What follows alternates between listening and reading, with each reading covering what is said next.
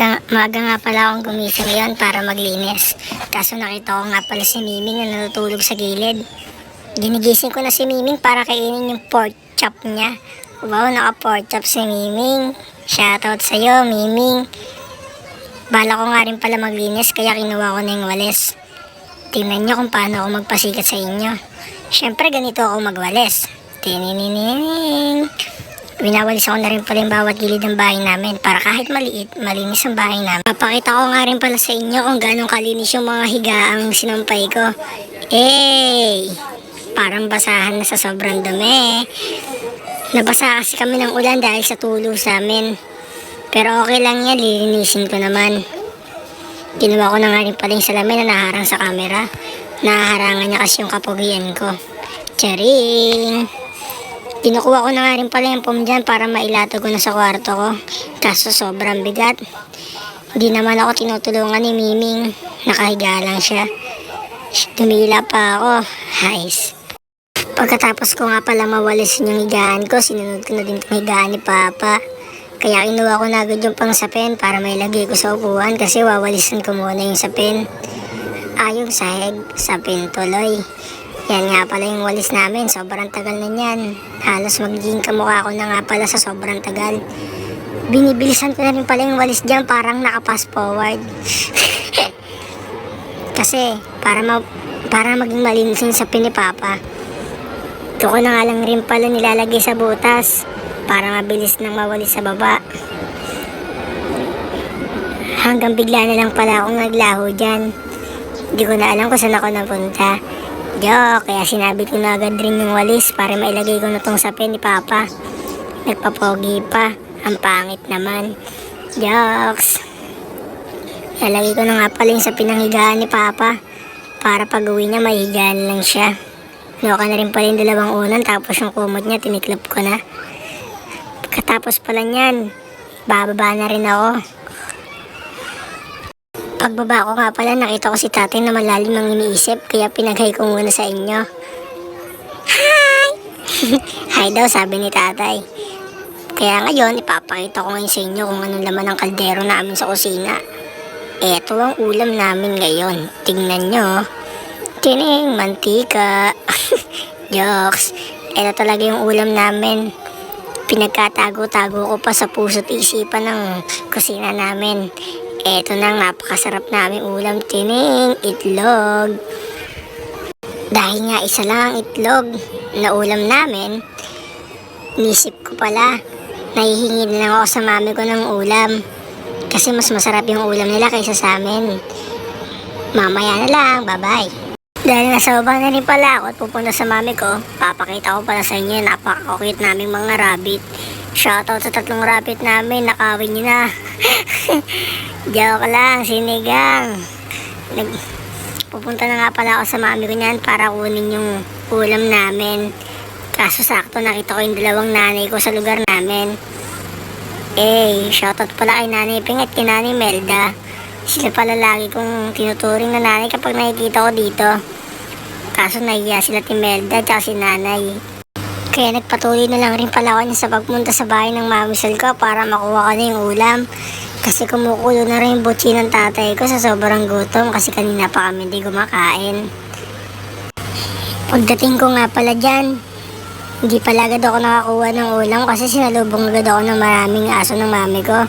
Sobrang cute nila.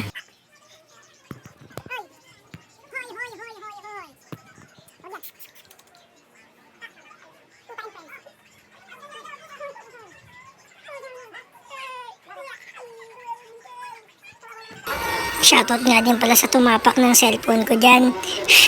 Joke. Nauho nga rin pala ako sa pakikipagharutan sa mga alaga ng mami ko. Kaya nakiinom na rin pala muna ako ng tubig. Nahirapan nga rin pala ako makinom kasi hinanap ko pa yung baso. Pero okay lang. Bawin-bawi naman sa sobrang lamig ng tubig. Kaya naparami rin ako ng inom niyan. Kasi mamaya paglabas ko sobrang init na naman ng panahon. Kaya parang baliwala lang din yung ininom kong maraming tubig. Pagkatapos ko nga palang uminom, Binalik ko na rin yung tubig sa loob ng rep para mas lalo pang lumamig.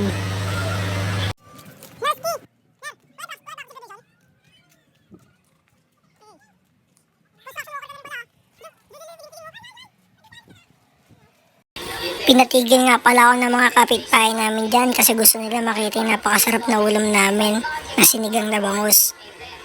Parang iniinggit ko daw sila. Joke lang. Shoutout nga pala kay Ate Ben. Daw po sa inyo, sabi niya. Kaya inuwi ko na rin pala tong ulam kasi baka lamabig pa kahit napakainit ngayong tanghali. Kasi sumasakit na rin pala yung mga tiyan namin sa sobrang gutom. Dahil nga ngayon gutom na kami kaya pumasok na din ako sa bahay para malagay yung ulam namin. Para makapagsandok na rin ako ng kanin. Pagkatapos ko nga pala, sinandukan ko na rin si tatay ng kanin niya. Kasi nagugutom na daw siya.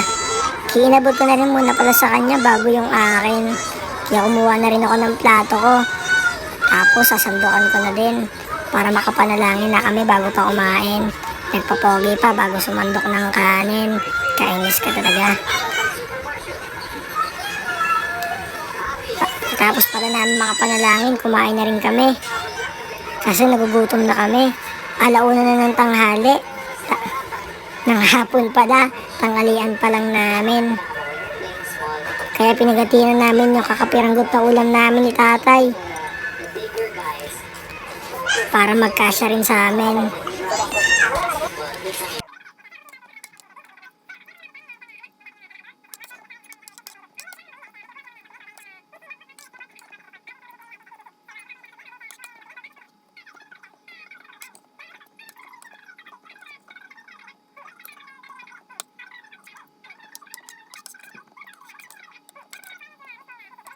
Medyo masarap nga pala yung kain namin dyan kahit konti lang yung kanin namin. Halos gusto pa nga mag-second row ni tatay sa kanin kaso naubusan na kami. Ipanggulo kasing pusa sa tabi ko eh.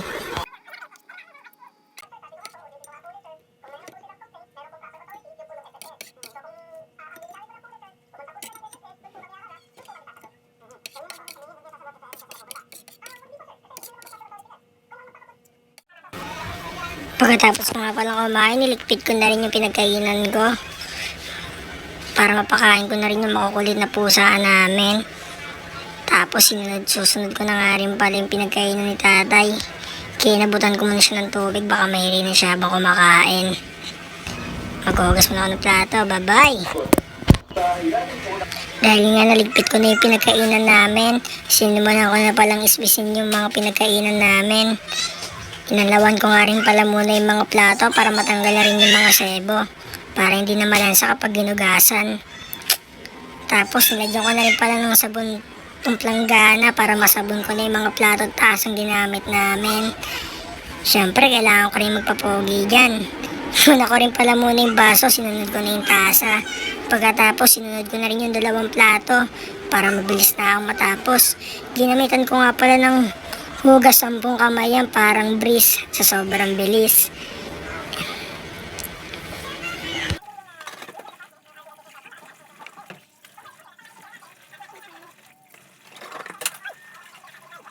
Sa di nga pala inaasang pangyayari, nalaglag ko yung isang tasa namin kaya nabasag ko. Basag na naman ang mukha ko kay papa nito. Joke lang, sure napapagalitan na naman ako kasi nakabasag na naman ako ng tasa namin. Pagkatapos ko nga pala magugas ang plato, inugasan ko na rin yung mukha ko kasi para nag-oily na. Siyempre kasama sa buhay natin yan. Parang pagmamahal ko lang sa'yo yan. Joke lang sinigang. Nagpunas rin pala ako ng mukha dyan sa tiwalya kaya hindi ko na ipinakita. Tapos nga pala ako sa lahat ng gagawin ko. Tatapusin ko na rin muna ang pagbablog ko. Bye bye!